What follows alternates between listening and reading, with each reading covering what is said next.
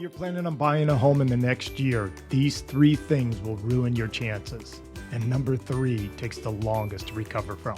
Number one, co-signing for somebody else's debt.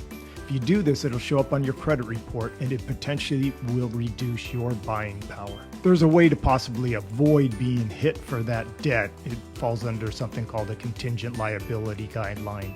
But there's some things that have to happen, such as the other person has to make that payment for 12 months on time. So that could be one way to absolve yourself of that debt. Number two is having too much credit card debt. It's okay to have credit card debt and utilize credit, but the problem lies in when you have too much credit compared to the limit of that particular card. So here's a rule of thumb. Try to keep your debt to limit at a 30% or less ratio. Byproduct is, even if you pay your bills on time, if you have too much debt, it will hurt your credit scores.